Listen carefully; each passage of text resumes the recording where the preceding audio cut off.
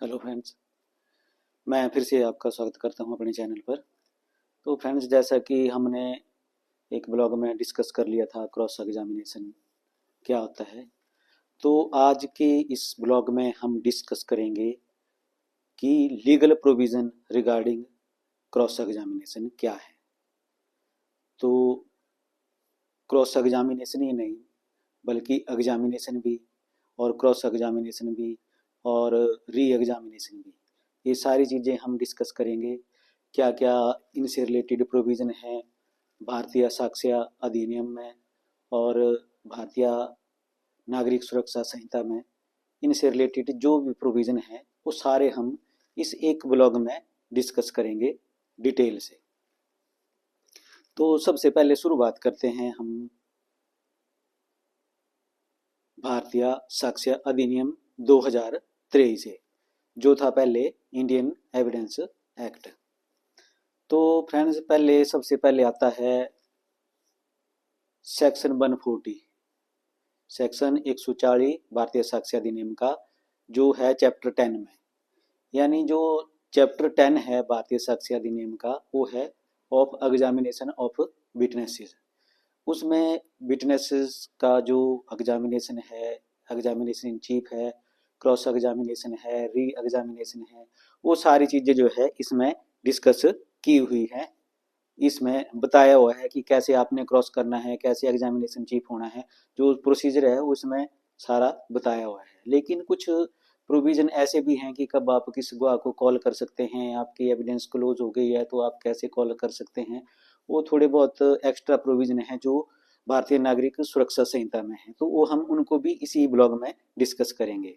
तो सबसे पहले देखते हैं कि सेक्शन 140 भारतीय साक्ष्य अधिनियम का क्या कहता है। Order of production and examination of witnesses. Order of production कि कैसे उनको प्रोड्यूस करना है, और एग्जामिनेशन। तो the order in which witnesses are produced and examined shall be regulated by the law and practice for the time being relating to civil and criminal procedure respectively, and in the absence of any such law by the discretion of the court। यानी इसके लिए जो law बना है उसके अनुसार इनको produce किया जाएगा, या जो वहाँ कोर्ट में जो प्रैक्टिस चली हुई है, जिस तरह से पेश करते हैं गवाह को, पहले प्लेंटिफ की एविडेंस होती है, फिर डिफेंडेंट की होती है, या पहले प्रोसिक्यूशन की एविडेंस होती है, उसके बाद डिफेंस एविडेंस होती है, उस तरह से जो पेश करते हैं तो वैसे ही पेश करेंगे। और इसके बाद आता है सेक्शन 141, वो कहता है कि जज to decide as to admissibility of evidence, कि ये तो एक अधिकार प्रेरोगेटिव है जज का कि उसने ही डिसाइड करना है कि किस तरह की एविडेंस एडमिट करनी है और किस तरह की रिजेक्ट करनी है। तो अब जो है वो आता है सेक्शन 142 भारतीय साक्ष्य अधिनियम का, examination of witnesses. The examination of witnesses by the party who calls him shall be called his examination in chief। यानी जो पार्टी जिस गवाह को बुलाती है उसका जो एग्जामिनेशन होता है कोर्ट में, वो जो एग्जामिन करती है उस विटनेस को, उस गवाह से जो बुलाती है कोर्ट में, या जो उसकी फेवर में जो एविडेंस देता है, उसको कहते हैं एग्जामिनेशन इन चीफ। यानी जिस पार्टी ने जिस गवाह को बुलाया है और वो उसकी एविडेंस कराती है, और उस स्टेटमेंट को कहा जाता है एग्जामिनेशन इन चीफ। और क्लॉज 2 कहती है कि the examination of a witness by the adverse party shell be called his cross examination. तो जो दूसरी पार्टी होती है ना, जिसने गवाह को बुलाया, उसने तो करवा दिया उसका बयान, वो हो गया एग्जामिनेशन इन चीफ। लेकिन दूसरी जो पार्टी है, एडवर्स जो पार्टी है, जब उससे जो सवाल पूछती है, क्रॉस एग्जामिन करती है, तो उसको क्रॉस एग्जामिनेशन कहा गया है। यानी एडवर्स पार्टी के जो क्वेश्चन होते हैं वो सारा क्रॉस एग्जामिनेशन होता है। और थर्डली जो क्लॉज 3 है सेक्शन 142 की भारतीय साक्ष्य अधिनियम की, वो कहती है the examination of a witness subsequent to the cross examination by the party who called him shall be called his re examination. यानी क्रॉस एग्जामिनेशन के बाद भी अगर जो पार्टी जिसने उस गवाह को बुलाया है उससे कुछ और बुलवाना चाहती है और क्लैरिफिकेशन देना चाहती है तो उसको री एग्जामिनेशन कहा गया है। तो ये था सेक्शन 142 भारतीय साक्ष्य अधिनियम का। अब आता है सेक्शन 143 ऑर्डर ऑफ एग्जामिनेशन कि जो एग्जामिनेशन है विटनेसेस का वो किस ऑर्डर में कोर्ट में होगा। जैसा कि हमने सेक्शन 140 में देखा था ना कि एज पर लॉ, तो उसके रिगार्डिंग लॉ ये है कि कैसे एग्जामिनेशन विटनेसेस का होता है कोर्ट में। तो आइए देखते क्या कहता है section 143। Witness shall B first examined in chief if the adverse party so desire cross examined, then if the calling him so desire, if the party calling him so desire re examined। तो witness जो है पहले उसका examination in chief होता है। पहले जो party जिस गवाह को बुलाती है वही उसका बयान करवाती है। उसके बयान के बाद अगर जो एडवर्स पार्टी है उसको लगता है कि उसने कुछ उससे क्वेश्चन करने हैं, सवाल पूछने हैं, तो वो फिर उसका क्रॉस एग्जामिनेशन करती है। और उसके बाद जिस पार्टी ने उसको बुलाया होता है उसको लगता है कि उसने कुछ और बुलवाना है तो वो उसको री एग्जामिन करती है। अब क्लॉज 2 कहती है the examination chief of and cross examination must relate to relevant facts, यानी जो एग्जामिनेशन इन चीफ है और क्रॉस एग्जामिनेशन है जो केस से रिलेटेड जो रेलेवेंट फैक्ट हैं उनसे संबंधित ही होना चाहिए। कोई वल्गर क्वेश्चन उसमें नहीं होने चाहिए या वल्गर स्टेटमेंट नहीं होनी चाहिए, बल्कि जो उससे जो फैक्ट इन इशू है उससे जो रिलेटेड क्वेश्चन है वही पूछे जाने चाहिए। लेकिन क्रॉस एग्जामिनेशन जो है need not to confine to the facts which the witness testified in his examination in chief. जो क्रॉस एग्जामिनेशन है वो जरूरी नहीं है कि जो विटनेस ने अपनी स्टेटमेंट दी है, टेस्टिफाई किया है, जो एग्जामिनेशन इन चीफ में बोला है उस तक ही संबंधित हो या उससे रिलेटेड ही हो। क्रॉस एग्जामिनेशन जो है वो विस्तृत हो सकता है, उससे बाहर भी क्वेश्चन हो सकते हैं जो उसने बयान दिया हुआ है। और क्लॉज 3 कहती है the re examination shall be directed to the explanation of matters refer to in cross examination and if new matter is by permission of the court introduced in re-examination, the adverse party may further cross-examine upon that matter। तो जैसा कि री-एग्जामिनेशन की बात की थी मैंने, अगर कोई कन्फ्यूजन क्रॉस एग्जामिनेशन में हो जाती है, किसी चीज़ की एक्सप्लेनेशन देना जरूरी हो जाती है, तो कोर्ट की परमिशन से जो है उस विटनेस को दोबारा से री एग्जामिन किया जा सकता है। लेकिन अगर री एग्जामिनेशन में भी कोई ऐसा पॉइंट आ जाता है जो क्रॉस एग्जामिनेशन से बाहर है या कोई नया पॉइंट डिस्कस हो जाता है री एग्जामिनेशन में, तो जो एडवर्स पार्टी है वो further with the permission of the court again cross examine that witness. तो ये हो गया ऑर्डर ऑफ क्रॉस एग्जामिनेशन। अब आता है सेक्शन 144 भारतीय साक्ष्य अधिनियम का। ये क्या कहता है, अब एग्जामिनेशन इन चीफ हमने पढ़ लिया, क्रॉस एग्जामिनेशन पढ़ लिया, री एग्जामिनेशन पढ़ लिया, उसके बाद आता है फिर फर्दर क्रॉस इफ रिक्वायर। उसके बाद आता है cross examination of a person called to produce a document. A person summoned to produce a document does not become a witness by the mere fact that he produced it, and he cannot be cross-examined unless and until he is called a witness।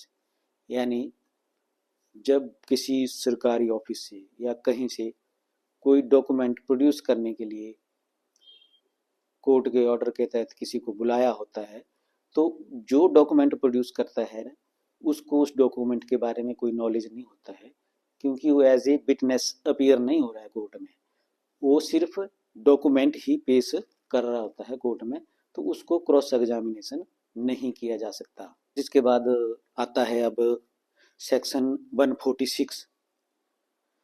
वो कहता है कि leading question क्या होते हैं और leading question कब पूछे जा सकते हैं, कब पूछने चाहिए।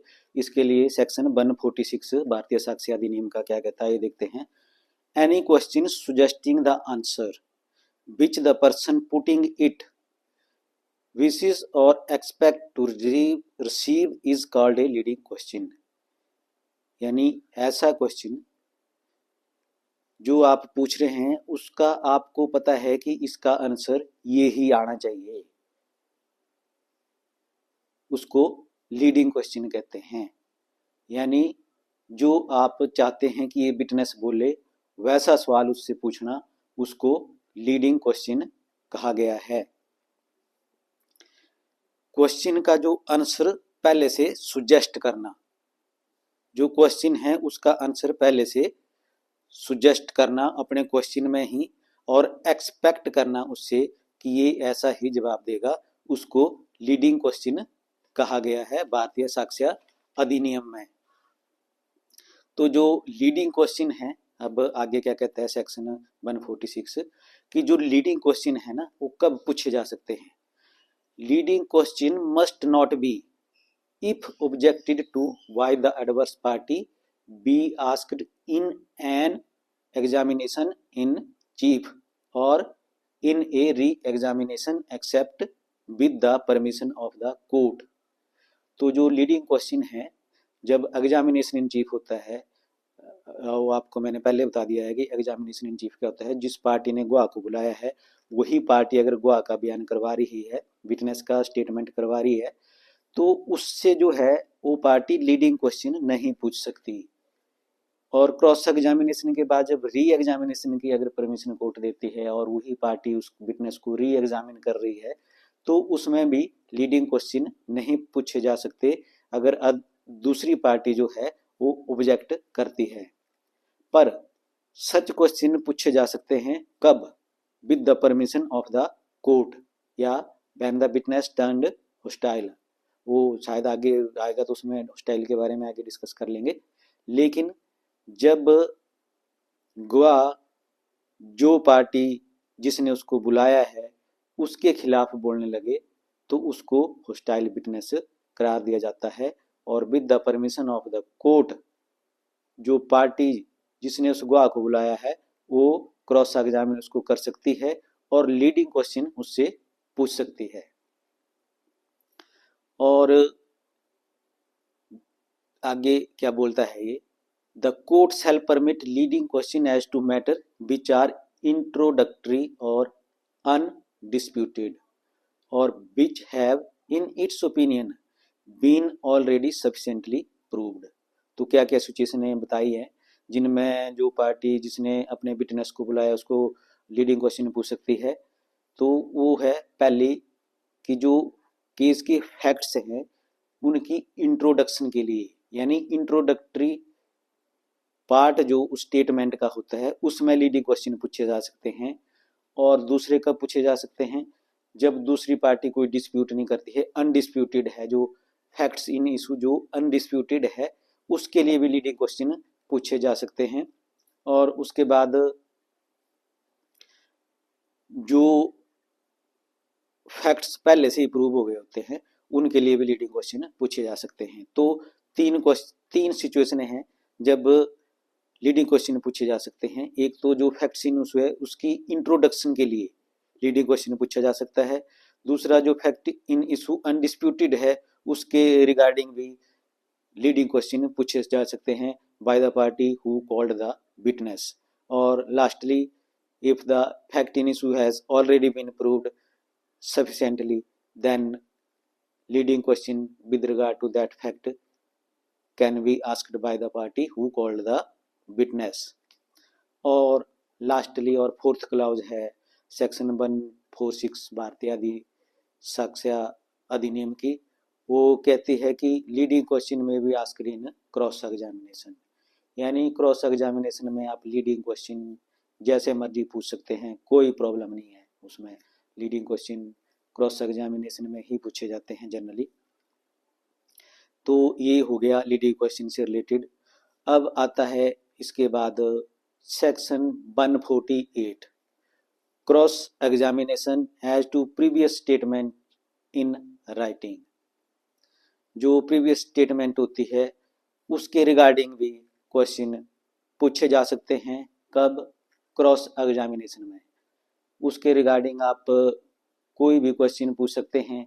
अगर डॉक्यूमेंट ऑन रिकॉर्ड है तो उसका जो स्टेटमेंट जो उसने पहले दी हुई है उसको वो मुकर रहा है या वैसे नहीं स्टेटमेंट दे रहा है, तो आप वो स्टेटमेंट उसको पुट करके उसकी स्टेटमेंट को कंट्राडिक्ट कर सकते हैं।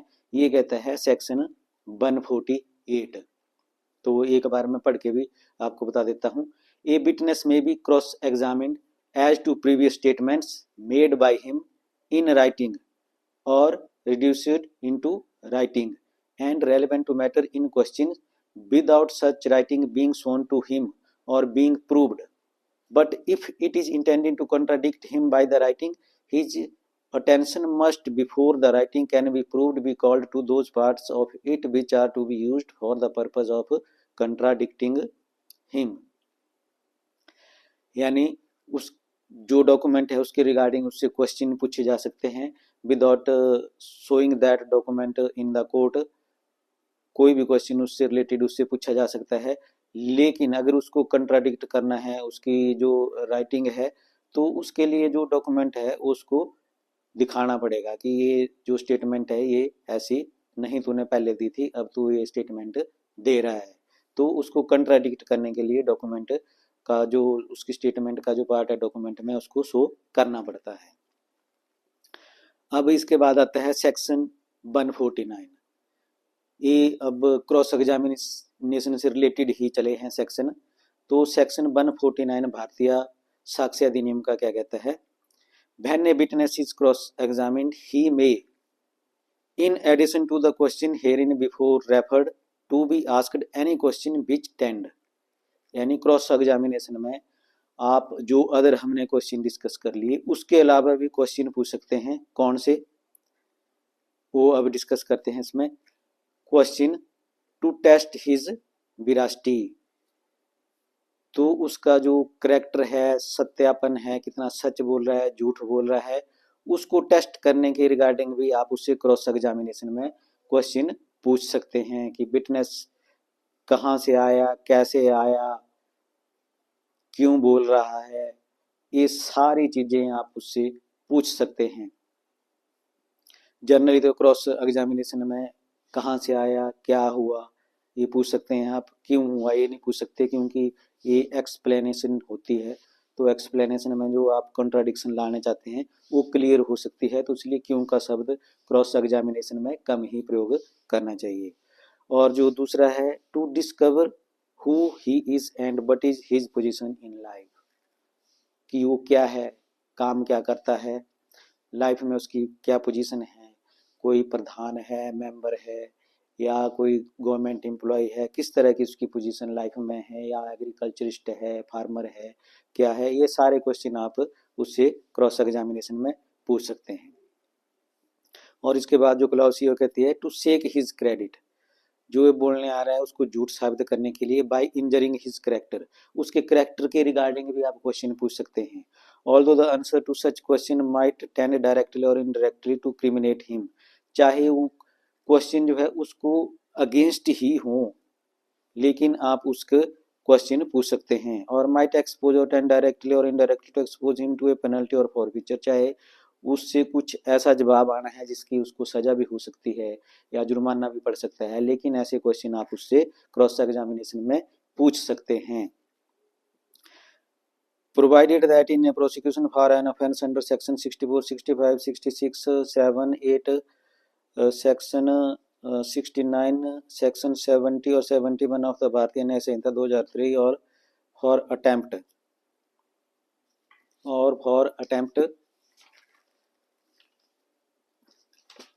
to commit any such offence where the question of consent is an issue It shall not be permissible to adduce evidence or to put questions in the cross-examination of the victim as to the general immoral character or previous sexual experience of such victim with any person for proving such consent or the quality of consent. यानी जो offence related हैं, rape से related हैं और outreach the modesty या women से जैसे छेड़छाड़ के सेक्शंस हैं, उनके लिए आप क्रॉस एग्जामिनेशन में विक्टिम से ये नहीं पूछ सकते हैं कि वो इमोरल करेक्टर की है। ये क्वेश्चन जो है फॉरबिडन बाय लॉ है। ऐसे कोई भी क्वेश्चन आप विक्टिम से क्रॉस एग्जामिनेशन में नहीं पूछ सकते, ये प्रूव करने के लिए कि शी वाज कंसेंटिंग पार्टी। और प्रीवियस सेक्सुअल एक्सपीरियंस ये भी आप उससे नहीं पूछ सकते हैं इसके रिगार्डिंग कोई क्वेश्चन कि वो कंसेंटिंग पार्टी है, तो इससे रिलेटेड आप विक्टिम से नहीं इस तरह के क्वेश्चन पूछ सकते हैं। तो यही था सेक्शन 149। फ्रेंड्स, तो अब आता है सेक्शन 150। 150 भारतीय साक्ष्य अधिनियम का कहता है कि if any such question relates to a matter relevant to the suit और proceeding, the provisions of section 137 shall apply thereto. यानी ये कहता है कि जब विटनेस को कंपेल किया जा सकता है किसी क्वेश्चन का आंसर देने के लिए, तो वो क्वेश्चन अगर रेलेवेंट है सूट और प्रोसीडिंग में, जो फैक्ट इन इशू है उससे रेलेवेंट फैक्ट से रिलेटेड है, तो उसको कंपेल किया जा सकता है एज पर सेक्शन 137 ऑफ भारतीय साक्ष्य अधिनियम। तो आइए अब देखते हैं सेक्शन 137 क्या कहता है।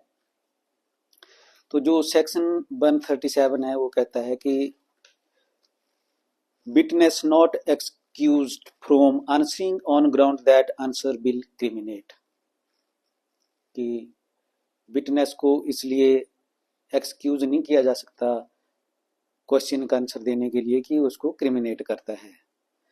A witness shall not be excused from answering any question as to any matter relevant to the matter in issue in any suit or in any civil or criminal proceeding upon the ground that the answer to such question will criminate or may tend directly or indirectly to criminate such witness, or that it will expose or tend directly or indirectly to expose such witness to a penalty or forfeiture of any kind।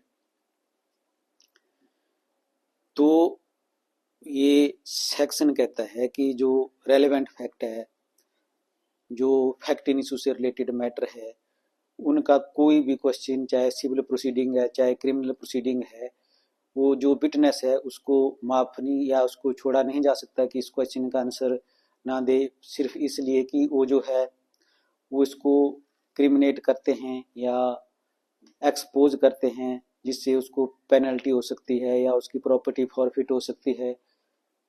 तो इस तरह से अगर कुछ भी है तब भी उस विटनेस को माफ नहीं किया जा सकता, या इसलिए कि वो क्वेश्चन का आंसर ना दे जो कि रेलेवेंट है, relevant to fact in issue, और relevant to fact in issue जो है उससे जो फैक्ट हैं उनसे रेलेवेंट है, तब भी उसको माफ नहीं किया जा सकता है और उसको आंसर देना ही पड़ेगा, चाहे उसको उसमें सजा बनती हो या कुछ और पेनल्टी बनती हो, चाहे जो मर्जी हो, लेकिन उसको आंसर देना ही पड़ेगा।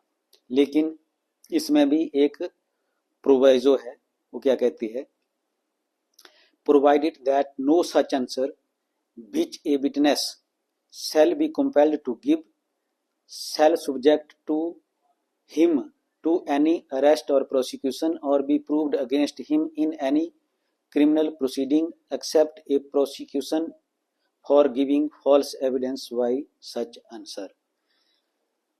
लेकिन प्रोविजो कहती है कि जिस क्वेश्चन का आंसर देने के लिए उसको कंपेल किया गया है और वो आंसर दे देता है, तो उसके बेस पर उसको अरेस्ट नहीं किया जा सकता, ना ही प्रोसिक्यूट किया जा सकता है, और वो उसके खिलाफ किसी भी सिविल और क्रिमिनल प्रोसीडिंग में प्रूव नहीं किया जा सकता, एक्सेप्ट मतलब नहीं किया जा सकता, लेकिन कहाँ किया जा सकता है, उसको प्रोसिक्यूट किया जा सकता है for giving a false evidence by such answer. तो अगर पहले उसने कुछ और एविडेंस दी हुई है, कुछ और कहा हुआ है, तो वो उस पर केस चल सकता है कि उसने झूठ बोला हुआ है, फॉल्स एविडेंस दी हुई है, वो केस चल सकता है, लेकिन उसके बेस पर उसके खिलाफ कोई प्रोसिक्यूशन नहीं चल सकता। तो ये था सेक्शन 37 यानी 137 भारतीय साक्ष्य अधिनियम का। अब आती है बारी सेक्शन 151 भारतीय साक्ष्य अधिनियम। ये क्या कहता है कि जो कोर्ट है वो ही डिसाइड करेगा कि कौन सा क्वेश्चन, किस क्वेश्चन के लिए कब विटनेस को कंपेल करना है। तो देखिए क्या कहता है, if any such question relates to a matter not relevant to the suit और proceeding except in so far as it affects the credit of the witness by injuring his character, the court shall decide whether or not the witness shall be compelled to answer it, and may it think fit warn the witness that is not obliged to answer it। ये court ही decide करेगा कि जो relevant fact है वो question उससे related है या नहीं है, या केवल वो विटनेस के जो क्रेडिट है उसको इंजर करने के लिए, कैरेक्टर को इंजरी पहुंचाने के लिए है। तो कोर्ट जो विटनेस है उसको वार्न कर सकती है कि आप इसके लिए बाध्य नहीं है कि आप इस क्वेश्चन का आंसर दे ही दें। तो ये कोर्ट की ड्यूटी बनती है विटनेस को इन्फॉर्म करना, या इन्फॉर्म करना हाँ इसके बारे में कि वो बाउंड नहीं है कि इस क्वेश्चन का आंसर दे, जरूरी नहीं है कि इस क्वेश्चन का आंसर दे, वो नहीं भी दे सकता है। पर जब कोर्ट ये डिसाइड करेगा, ये डिस्क्रिशन एक्सरसाइज करेगा अपनी, तब then court shall have regard to the following considerations namely, यानी जब कोर्ट इस तरह से विटनेस को बोलेगा कि आप इस क्वेश्चन का आंसर देने के लिए बाध्य नहीं है, तो उस टाइम कोर्ट जो है वो जो सर्कमस्टांसिस है, इसमें जो सेक्शन है 151 इसमें 4 सर्कमस्टांसिस दी है, उनको ध्यान में रखकर ही कोर्ट ऐसा कर सकता है। तो आइए देखते हैं कि क्या वो सर्कमस्टांसिस है, क्या वो प्रॉपर और इम्प्रॉपर क्वेश्चन है। Such questions are proper if they are of such a nature that the truth of the imputation conveyed by them would seriously affect the opinion of the court as to the credibility of the witness on the matter to which he testifies। अगर जो question है, जो उसमें लांछन वो लगा रहा है, इम्पुटेशन लगा रहा है, वो इस तरह से है कि कोर्ट की ओपिनियन, जो कोर्ट का माइंड है उसको अफेक्ट कर सकते हैं, क्रेडिबिलिटी के रिगार्डिंग, जो विटनेस की क्रेडिबिलिटी है उसके रिगार्डिंग कोर्ट की जो ओपिनियन है उसको अफेक्ट कर सकते हैं। तो such question is proper and witness is compelled to answer such question.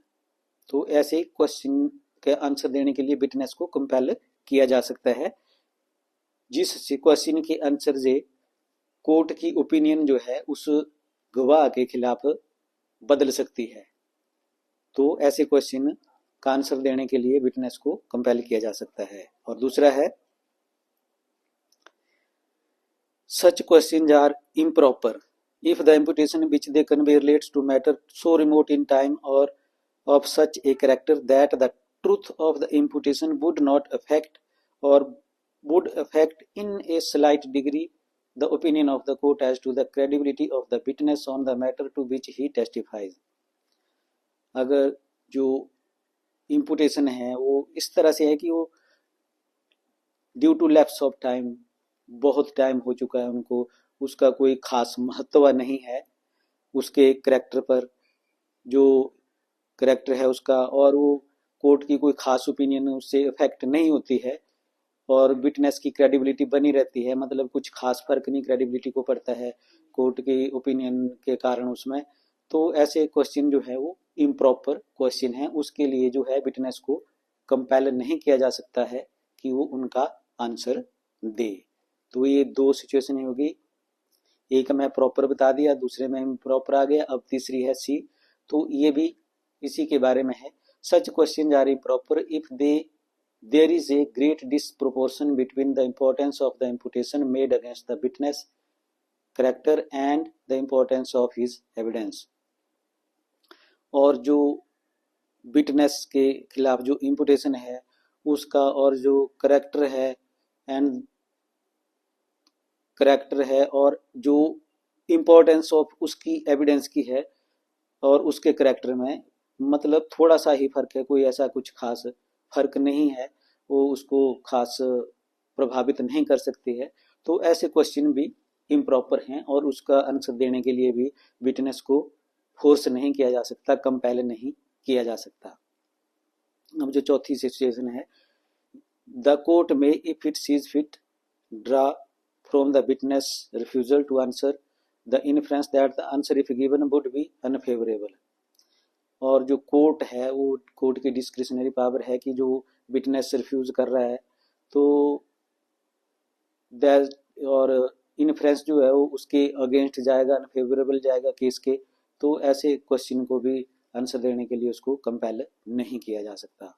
तो ये तो हो गई friends situations proper improper questions की, कि जो रेलेवेंट फैक्ट से रिलेटेड है और इम्पुटेशन जो है वो रेलेवेंट फैक्ट से रिलेटेड है, या विटनेस का जो क्रेडिट है वो कोर्ट की ओपिनियन में शेक हो सकता है, तभी जो क्वेश्चन है वो प्रॉपर हैं। Otherwise improper question court forbid कर सकती है पूछने से आपको, वो डिस्क्रिशनरी पावर कोर्ट की है। अब जो सेक्शन 152 है वो कहती है question not to be asked without reasonable grounds, कि जहाँ रीजनेबल ग्राउंड नहीं है, आपको विश्वास नहीं है, कुछ तर्कसंगत विश्वास नहीं है, वहाँ वो क्वेश्चन नहीं पूछे जा सकते। तो ये देखिए क्या कहती है section, no such question as referred to in section 151 ought to be asked unless the person asking it has reasonable ground for thinking that the imputation which it conveys is well founded। कि जहाँ reasonable ground नहीं है, कि जो इम्पुटेशन witness पे लगाया जा रहा है वो वेल फाउंडेड है, या उसका कोई ग्राउंड रीजनेबल ग्राउंड नहीं है कि वो इम्पुटेशन जो है वो फैक्ट कर सकता है या वो जायज है उसके करेक्टर के खिलाफ या नहीं है, तो ऐसे क्वेश्चन नहीं पूछे जा सकते हैं। अब ये रीजनेबल जो ग्राउंड है ना, ये क्या है, ये हम एग्जाम्पल से समझते हैं। जैसे इसमें एक एग्जाम्पल है, an advocate is instructed by an other advocate that an important witness is a dacoit. एक वकील साहब दूसरे वकील साहब को बोलते हैं कि जो गवाह है वो डकैत है। तो ये क्या हुआ, this is reasonable ground for asking the witness weather he is a डकैत और नॉट। तो ये क्वेश्चन जब किसी दूसरे वकील ने दूसरे वकील को कहा तो वो वकील जो है उस पर विश्वास करते हुए उस विटनेस से ये क्वेश्चन कर सकता है कि वो डाकू है या नहीं है।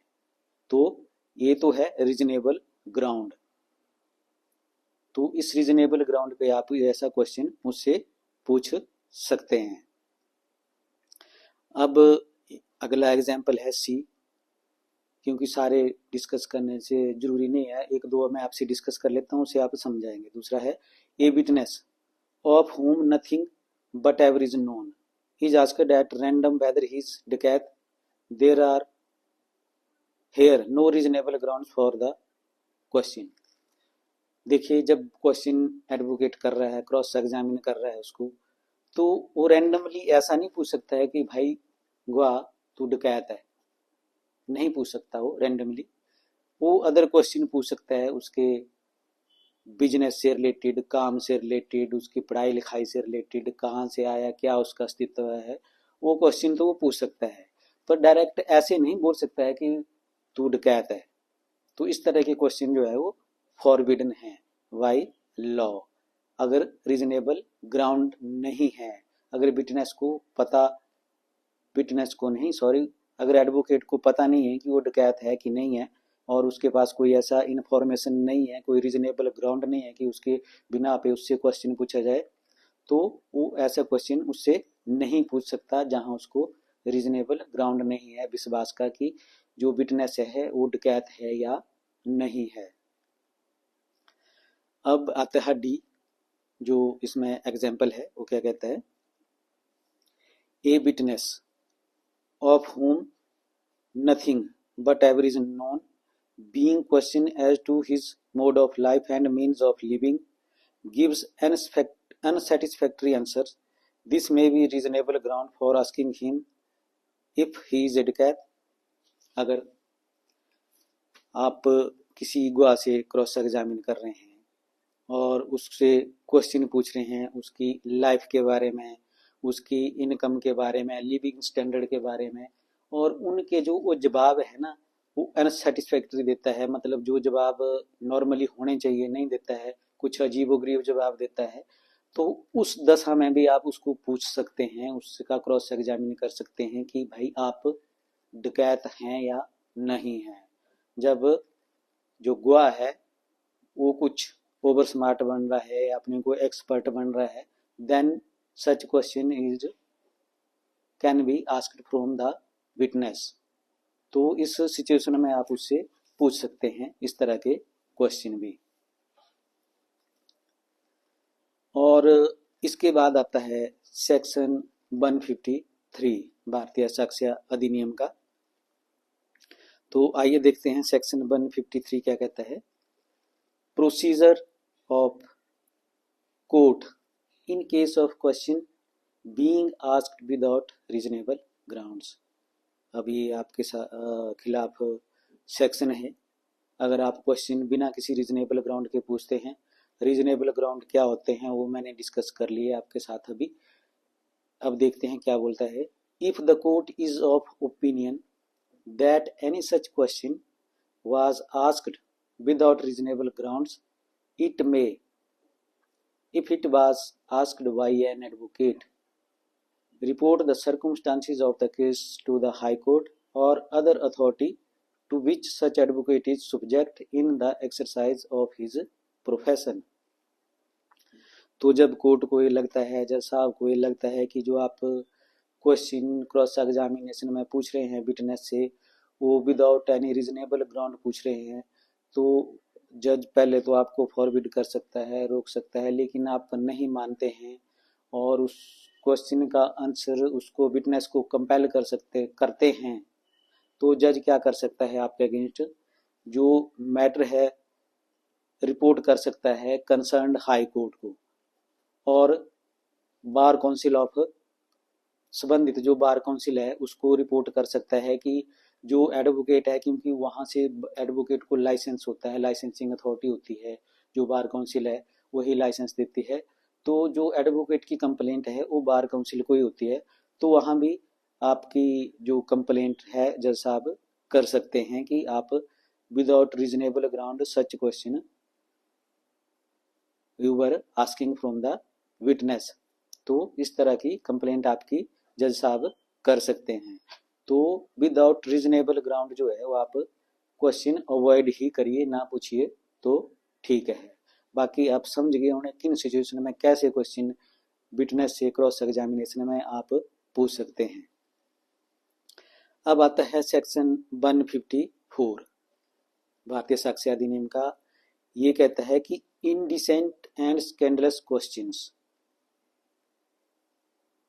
इनडिसेंट और स्कैंडलस क्वेश्चन जो हैं वो भी नहीं पूछे जा सकते हैं।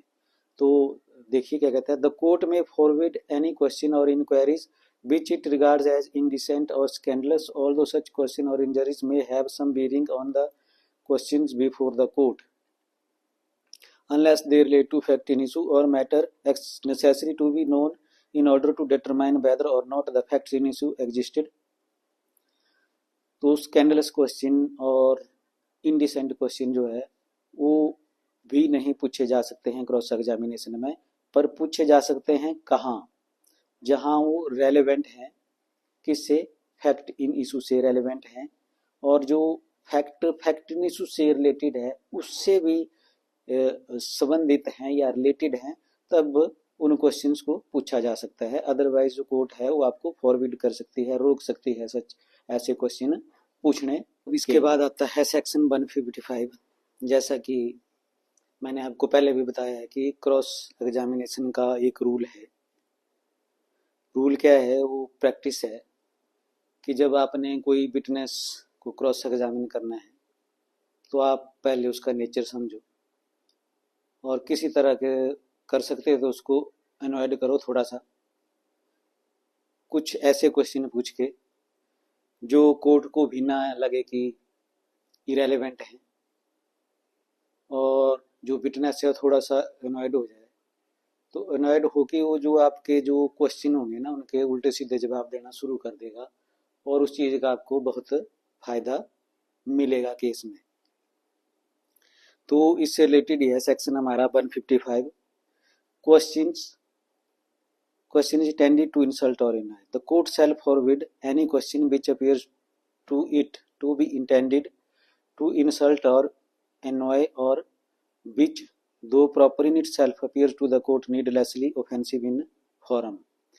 तो कोर्ट जो है जनरली ऐसे क्वेश्चन से पूछने के लिए आपको रोक सकता है, लेकिन आपने अपने हिसाब से जो कोर्ट को भी ना लगे ऐसे क्वेश्चन आप पूछ सकते हैं, क्योंकि आपको विटनेस का पहले से पता होना चाहिए उसके बारे में, वो लाइफ में क्या है क्या नहीं है, क्या उसका प्रोफेशन है, किस तरह का वो बंदा है, किस तरह का उसका नेचर है। ये सारी चीज़ें आपको उसका क्रॉस एग्जामिनेशन करने से पहले पता होनी चाहिए, तभी आप उसको अच्छी तरह से क्रॉस कर पाओगे। अब इसके बाद आता है जो हमारे इसका एग्जामिनेशन से रिलेटेड है सेक्शन 157 भारतीय साक्ष्य अधिनियम का। आइए देखते हैं क्या कहता है। Question by party to his own witness. जो पार्टी खुद गवाह को बुलाती है, विटनेस को बुलाती है, वो भी उससे क्वेश्चन पूछ सकती है। कब? वो देखते हैं कब।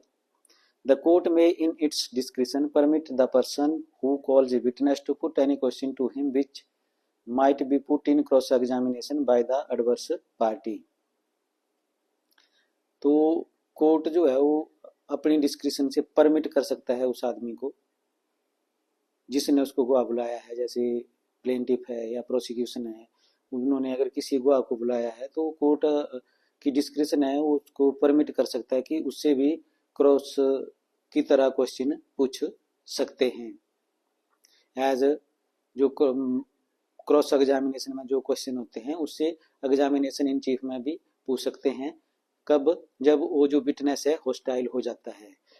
वो हॉस्टाइल कैसा होता है? जब जिस पार्टी ने उसको बुलाया है वो उसकी फेवर में गवाही नहीं देता है, या मुकर जाता है कि जो उसने कुछ नहीं देखा, जैसे मौके का गवाह है और वो बोलता है कि मैंने मौके पर कुछ नहीं देखा है, तो उस स्थिति में with the permission of the court जो पार्टी विटनेस को कॉल करती है वो उसको क्रॉस एग्जामिनेशन कर सकती है, और वो वही क्वेश्चन पुट कर सकती है जो एडवर्स पार्टी जो है उसको क्रॉस एग्जामिनेशन में पुट कर सकती थी। तो इस तरह के क्वेश्चन जो है वो क्रॉस एग्जामिनेशन वो पार्टी उसको कर सकती है जब विटनेस हॉस्टाइल हो जाता है, यानी जिस पार्टी ने उसको बुलाया होता है एविडेंस देने के लिए उसके विरुद्ध ही वो बोल पड़ता है। तो उस सिचुएशन में जो कोर्ट की परमिशन से वो पार्टी उसको क्रॉस एग्जामिन कर सकती है। अब है clause 2। Nothing in this section shall disentitle the person so permitted under sub section 1 to rely on any part of the evidence of such witness. और उसकी जो एविडेंस है, कोई उसका पार्ट है, वो एडमिसिबल है कोर्ट में। ऐसा नहीं है कि जो हॉस्टाइल हो गया बिल्कुल तो उसका कुछ एविडेंस है वो सारी एविडेंस जो है इग्नोर कर दी जाएगी, ऐसा नहीं है बिल्कुल भी। उसका जो कुछ पार्ट जो रेलेवेंट है, फैक्टिंग इशू से रेलेवेंट है या जो कोर्ट को लगता है तो वो एडमिसिबल है एविडेंस में। इसके बाद आता है friends section 158 impeaching credit of witness. तो जो क्रॉस एग्जामिनेशन और एग्जामिनेशन से रिलेटेड था वो मेरे ख्याल इस भारतीय साक्ष्य अधिनियम का ये लास्ट ही सेक्शन है जिसका जो हम डिस्कस करेंगे। तो आइए देखते क्या कहते हैं। The credit of a witness may be impeached in the following ways by the adverse party or with the consent of the court by the party who calls him. तो ये सेक्शन कहता है कि आप किस तरह से जो है वो विटनेस का जो क्रेडिट है उसको इम्पीच कर सकते हैं, कौन कौन से वो रास्ते हैं। तो ये सिचुएशन जो है इस सेक्शन में डिस्कस की हुई है, सेक्शन 158 भारतीय साक्ष्य अधिनियम में। अगर आपको मेरी भाषा भी समझ नहीं आ रही हो तो आप खुद भी पढ़ सकते हैं सेक्शन 158 भारतीय साक्ष्य अधिनियम का। तो इसमें 3 रास्ते बताए हुए हैं, कैसे कैसे हैं आइए देखते हैं। By the evidence of person who testify that they, from their knowledge of the witness, believe him to be unworthy of credit। यानी आप दूसरा गवाह ऐसा पेश कर सकते हैं जिसको उस गवाह के बारे में नॉलेज है कि वो जो है, जो एविडेंस उसने दी है वो बिल्कुल भी क्रेडिबल नहीं है, विश्वास के लायक नहीं है और अनवर्दी है। तो इस तरह से आप उसका जो क्रेडिट है उसको इम्पीच कर सकते हैं विटनेस का जो एविडेंस है। और दूसरा है by proof that the witness has been bribed और has accepted the offer of a bribe और has received any other corrupt inducement to give his evidence. और दूसरा आप कर सकते हैं कि जो विटनेस था उसको घूस दी हुई थी, यानी रिश्वत दी हुई थी उसको, और उसने जो रिश्वत एक्सेप्ट की थी और रिश्वत एक्सेप्ट करने के बाद ही वो कोर्ट में एविडेंस जो है उस पार्टी की फेवर में दे रहा था। यानी जिस पार्टी ने उसको बुलाया है तो उस पार्टी ने उसको जो है रिश्वत दी हुई है, तभी वो उस पार्टी की फेवर में एविडेंस दे रहा था। तो ये दूसरा जो तरीका है जो विटनेस का क्रेडिट जो है उसको आप इम्पीच कर सकते हैं। अब आता है third, by proof of former statement inconsistent with any part of his evidence which is liable to be contradicted. तीसरा तरीका जो है, जो उसकी पहले की स्टेटमेंट है, फॉर्मर उसकी स्टेटमेंट है जो वो कोर्ट में एविडेंस दे रहा है उससे इनकंसिस्टेंट है, मतलब जो पहले उसने कुछ और बयान दिया और बाद में कोर्ट में कुछ और बयान दे रहा है, तो आप उसको कंट्राडिक्ट कर सकते हैं। उसका जो पहले वाली स्टेटमेंट है उसको क्रॉस एग्जामिनेशन में पुट कर सकते हैं कि देख भाई पहले तूने ये स्टेटमेंट दी थी, अब तू ये दे रहा है। तो इस तरह से भी आप उस विटनेस का जो क्रेडिट है उसको इम्पीच कर सकते हैं। तो ये 3 तरीके हो गए जो इस सेक्शन में सेक्शन 158 भारतीय साक्ष्य अधिनियम में दिए हुए हैं। पहला है कि आप कोई ऐसा विटनेस प्रोड्यूस कर सकते हैं, वो उसको ये बोल सकता है कि जो विटनेस है जिसने एविडेंस दी हुई है वो ट्रस्टवर्दी नहीं है। दूसरा आप ये प्रूव कर सकते हैं कि उसने जो एविडेंस दी है वो रिश्वत खाकर दी है, पैसे खाकर दी है, वो तभी उस पार्टी की फेवर में बोल रहा था। तीसरा है कि उसकी जो पहले की स्टेटमेंट है उसको आप कर सकते हैं और कंट्राडिक्ट करा सकते हैं उसको कोर्ट में कि जो पहले तूने भाई ऐसी स्टेटमेंट दी थी अब तू ऐसी दे रहा है। तो इस तरह से भी उसका क्रेडिट आप इम्पीच कर सकते हैं। अब इसमें है एक्सप्लेनेशन, आइए देखते क्या कहती हैं। A witness declaring another witness to be unworthy of credit may not upon his examination in chief give reason for his belief, but he may be asked his reason in cross examination and the answers which he gives cannot be contradicted, though if they are false he may afterward be charged with giving false evidence। तो जो witness ये गवाही देता है कि जो दूसरा जो गवाह था वो अनवर्दी था क्रेडिट, उसका जो अनवर्दी क्रेडिट था, उसकी जो टेस्टिमनी थी वो अनवर्दी थी, तो एग्जामिनेशन इन चीफ जो उसका होता है उसमें उसको रीजन देने की जरूरत नहीं होती कि उसके जो ग्राउंड है, बिलीफ है, किन ग्राउंड पर बेस्ड है, वो उसको रीजन देने की जरूरत नहीं है। लेकिन क्रॉस एग्जामिनेशन में उससे रीजन पूछे जा सकते हैं कि तेरा क्या बिलीफ है भाई, जो तू बोल रहा है कि वो अनवर्दी है, वो जो बोल रहा है झूठ बोल रहा है, तो किस ग्राउंड पे, तो किस बिना पे उस विटनेस के अगेंस्ट बोल रहा है। तो इस तरह से उससे क्वेश्चन पूछे जा सकते हैं क्रॉस एग्जामिनेशन में। और एग्जामिनेशन इन चीफ में ये जरूरी नहीं है कि वो इन चीज़ों को एक्सप्लेन करे, और वो अगर कुछ झूठे जवाब देता है तो बाद में उसके खिलाफ जो है वो झूठी गवाही देने का केस चल सकता है। he may be charged for giving false evidence। तो ये थे प्रोविजन जो इसमें थे भारतीय साक्ष्य अधिनियम में गवाहों के एग्जामिनेशन और क्रॉस एग्जामिनेशन से रिलेटेड। अब मेरे को लग नहीं रहा है कि इसमें कुछ ऐसा है जो मैं डिस्कस करूं। अब हम डिस्कस करते हैं इसके बाद भारतीय नागरिक सुरक्षा संहिता, उसमें क्या क्या प्रोविजन है जो आपके काम आ सकते हैं जब आप विटनेस का एग्जामिनेशन कर रहे हैं या क्रॉस एग्जामिनेशन कर रहे हैं। तो क्या कौन कौन से क्वेश्चन हैं जो आप उससे पूछ सकते हैं, या किस तरह की सिचुएशन में आप गवाह को बुला सकते हैं, कॉल कर सकते हैं। बाकी जो है इसमें एविडेंस एक्ट में इतना ही है कि रिफ्रेशिंग मेमोरी ऑफ विटनेसेस वो भी आप कर सकते हैं, वो देख सकता है पहले एविडेंस देने से, और डॉक्यूमेंट प्रोडक्शन वगैरह की है। बाकी हमने डिस्कस कर लिया है, अब हम डिस्कस करते हैं इसके साथ भारतीय नागरिक सुरक्षा संहिता, उसमें क्या क्या प्रोविजन है जो एविडेंस से रिलेटेड है। फ्रेंड, जैसा कि आप जानते हैं कि जो क्रॉस एग्जामिनेशन और एग्जामिनेशन ऑफ विटनेसेस है उससे रिलेटेड एविडेंस एक्ट जो भारतीय साक्ष्य अधिनियम है वो हमने डिस्कस कर लिए हैं, जो मेन प्रोविजन थे उसमें। अब जो सीआरपीसी है, मतलब जो भारतीय नागरिक सुरक्षा संहिता है, इसमें तो प्रोसीजर ही डिस्कस किया हुआ है, तो थोड़ा सा मैं वो डिस्कस कर लेता हूँ आपके साथ कि एविडेंस कैसे स्टार्ट होती है, प्रोसीजर क्या है उसका। तो जैसे कोर्ट के पास चलान पेश होता है तो कोर्ट पहले चार्ज लगाती है। जब चार्ज फ्रेम हो जाता है, फ्रेमिंग ऑफ चार्ज, तो बारी आती है एविडेंस की। तो उससे रिलेटेड है सेक्शन 265 भारतीय नागरिक सुरक्षा संहिता का। आइए देखते हैं क्या कहते हैं section 265। If the accused refuses to plead or does not plead or claim to be tried or the magistrate does not convict the accused under section 264, the magistrate shall fix a date for the examination of witnesses। कि जब charge frame हो जाता है और accused जो है वो guilty plead नहीं करता है और कोर्ट उसको सजा नहीं देती है सेक्शन 264 में, तो उसके बाद जो है वो डेट फिक्स होती है जो विटनेस हैं प्रोसिक्यूशन के, उनके एग्जामिनेशन के लिए। तो इसमें पहले होता है provided that the magistrate shall supply in advance to the accused the statement of witnesses recording during investigation by the police.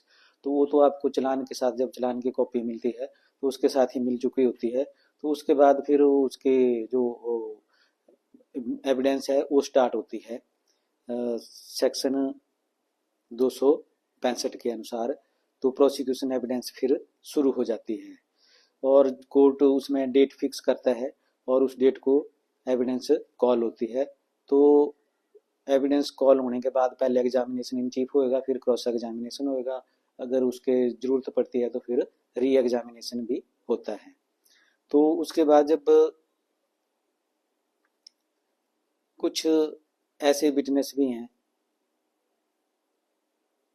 जो खुद नहीं आ सकते हैं, तो उनके लिए भी प्रोसीजर है। Provided that the magistrate may permit the cross examination of any witness to be deferred until any other witness or witness have been examined or recall any witness for further cross examination। ये किस लिए होता है, defer क्यों किया जाता है, तो ये देख लेते हैं। The magistrate may on the application of the prosecution issue a summons to any of the witness directing him to attend or to produce any document or other thing on the date so fixed। The magistrate shall proceed to take all such evidence as may be produced in support of the prosecution, provided that the magistrate may permit the cross examination of witness to be deferred until other witness or witnesses have been examined or recall any witness for further cross examination, provided further that the examination of a witness under subsection 1 may be done by audio video electric means at the designated place to be notified by the state government। तो इसमें कहते हैं कि जैसे evidence 3 गवाह spot के हैं तो उन तीनों का क्रॉस एग्जामिनेशन जो है वो इकट्ठा होना चाहिए। अगर कोई गवाह नहीं आया हुआ है तो कोर्ट डिफेंस की एप्लीकेशन के साथ उसको डेफर कर सकती है विटनेस को, उसके क्रॉस एग्जामिनेशन को, कि जब तक वो दूसरा गवाह नहीं आता तब तक उसको क्रॉस एग्जामिन नहीं किया जा सकता, क्योंकि जो डिफेंस काउंसिल का जो डिफेंस है वो डिस्क्लोज हो जाता है। तो इस तरह से भी प्रोविजन है। और जो दूसरा प्रोविजन है कि वीडियो इलेक्ट्रॉनिक मीन्स, यानी वीडियो कॉल से या जो है प्रोविजन वीडियो कॉन्फ्रेंस से भी जो विटनेस है उसको एग्जामिन किया जा सकता है। जनरली डॉक्टर के केस जो कहीं दूर दूर पोस्टेड हैं, उस तरह के जो केस हैं उनमें थ्रू वीडियो कॉन्फ्रेंस ही उनकी जो गवाही है वो ली जाती है। एग्जामिनेशन इन चीफ भी और क्रॉस एग्जामिनेशन भी होता है। तो जब ये हो जाती है एविडेंस, उसके बाद स्टेटमेंट होती है 313 की, फिर आती है बारी डिफेंस एविडेंस की, एविडेंस फॉर डिफेंस। तो इसके लिए सेक्शन 266 भारतीय नागरिक सुरक्षा संहिता का। तो उसके बाद उसका जो डिफेंस में अगर कुछ है तो वो एविडेंस दे सकता है। डिफेंस में अगर देना चाहें तो दे सकते हैं, अगर नहीं है तो नहीं दी जा सकती है। और इसके बाद है इससे रिलेटेड सेक्शन जो है वो सेक्शन है 306 भारतीय नागरिक सुरक्षा संहिता का। आइए देखते क्या कहता है। Power to issue commission for examination of witness in prison, यानी यदि कोई जो विटनेस है वो जेल में है तो उसके लिए भी पावर है कोर्ट के पास कि उसको कमीशन के थ्रू उसका एग्जामिनेशन कर सकता है। The provision of this chapter shall be without prejudice to the power of the court to issue under section 319 a commission for the examination as a witness of any person confined or detained in prison, and the provision of Part B of Chapter 25 shall apply in relation to the examination on commission of any such person in the prison as they apply in relation to the examination on commission of any other person। तो जैसा कि किसी और witness से related जो बड़े बड़े dignitary हैं स्टेट के, उनको कोर्ट में कॉल नहीं किया जा सकता, तो उनके लिए, या कोई बीमार पर्सन है जो कोर्ट में नहीं आ सकता, तो ऐसे पर्सन के लिए जो है वो कोर्ट कमीशन अपॉइंट कर सकती है। कमीशन अपॉइंट कर सकती है कि जो जहाँ है उसको वहीं पर कमीशन और जो डिफेंस काउंसिल है वो जाके उसका जो एग्जामिनेशन इन चीफ है और क्रॉस एग्जामिनेशन है वो वही कंडक्ट कर सकते हैं। अब है सेक्शन 308, वो भी रेलेवेंट है इससे रिलेटेड। वो क्या कहता है, evidence to be taken in presence of the accused, यानी in absence of accused court की एविडेंस नहीं हो सकती। तो इससे रिलेटेड है सेक्शन 308 भारतीय नागरिक सुरक्षा संहिता का। आइए देखते क्या कहता है। Except as otherwise expressly provided, all evidence taken in the course of the trial or other proceedings shall be taken in the presence of the accused, or when his personal attendance is dispensed with, in the presence of his advocate, including through audio, video, electronic means at the designated place to be notified by the state government, provided that bear the evidence of a woman below the age of 18 years who is alleged to have been subjected to rape or any other sexual offences to be recorded. The court may take appropriate measures to ensure that such woman is not confronted by the accused, while at the same time ensuring the right of cross-examination of the accused. In this section, accused includes a person in relation to whom any proceeding under Chapter 9 has been commenced under this संहिता। तो ये section कहता है कि जो accused है उसकी absence में evidence नहीं हो सकती, या तो अक्यूज्ड का होना जरूरी है। अगर उसकी जो पर्सनल अटेंडेंस है वो डिस्पेंस की गई है कोर्ट के द्वारा, court with that is discretion of the court, या एग्जम्प्टेड है कोर्ट के द्वारा, तो उसके एडवोकेट के सामने जो है वो उसकी एविडेंस होगी। क्रॉस जो विटनेस की एविडेंस है वो उसके एडवोकेट के सामने होगी, चाहे evidence audio video electronic mean से है चाहे किसी अदर तरीके से है, तो वो उनकी प्रेजेंस में ही होगी। लेकिन फर्दर ये सेक्शन क्या कहता है कि जो रेप के केस हैं और जिनमें जो वोमेन है वो 18 साल से नीचे है, तो वो जनरली पोक्सो के केस होते हैं, तो उन केसों में जो है जो विक्टिम है वो अक्यूज्ड के आमने सामने नहीं आने चाहिए। तो इस बात का ध्यान भी कोर्ट को रखना है, और इसका ध्यान भी रखना है साथ में वो आमने सामने ना आए, लेकिन जो अक्यूज्ड है उसके द्वारा जो क्रॉस एग्जामिनेशन किया जाना है वो भी होना है। तो अब इस तरह का प्रोसीजर हो गया कोर्ट में, जैसे पोक्सो की कोर्ट है, तो जब विक्टिम का क्रॉस एग्जामिनेशन होता है तो जो क्वेश्चन है वो हम बताते हैं जज साहब को, और जज ही उससे विक्टिम से क्वेश्चन पूछते हैं, और वो कन्फ्रंट नहीं होती है ना अक्यूज्ड के एडवोकेट से और ना अक्यूज्ड से। तो ये था प्रोविजन इसके रिगार्डिंग। अब है language of record of evidence. ये है सेक्शन 312 भारतीय नागरिक सुरक्षा संहिता का। तो ये क्या कहता है, in every case where evidence is taken down under section 310, if the witness gives evidence in language of the court, it shall be taken down in that language. If he gives evidence in any other language, it may, if practicable, be taken down in that language, and it is not practicable to do so, a true translation of the evidence in the language of the court shall be prepared as the examination of the witness proceeds, signed by the magistrate or presiding judge, and shall form part of the record. तो जो evidence है वो court की जो language है उसी में record की जानी चाहिए, ये सेक्शन कहता है। जो कोर्ट की लैंग्वेज होती है, जैसे जनरली कोर्ट की लैंग्वेज तो इंग्लिश ही है, लेकिन ये हर केस में पॉसिबल भी नहीं हो पाता है। तो इस तरह की जो एविडेंस है वो कोर्ट की लैंग्वेज में या उसका ट्रू ट्रांसलेशन जो है वो होना चाहिए, तो उसके द्वारा भी वो एविडेंस हो सकती है, रिकॉर्ड हो सकती है। तो इसके बाद आता है section 336, evidence of public servants, expert, police officer in certain cases. Where any document or report prepared by a public servant, scientific expert or medical officer is purported to be used as evidence in any inquiry, trial or other proceeding under this Sanhita, and such public servant, expert, officer is either transferred, retired or died, such public servant, expert, officer cannot be found or is incapable of giving deposition, securing presence of such public servant, expert, officer is likely to cause delay in holding the inquiry, trial or other proceeding. The court shall secure presence of successor officer of such public servant, expert or officer who is holding that post at the time of such deposition to give deposition on such document or report.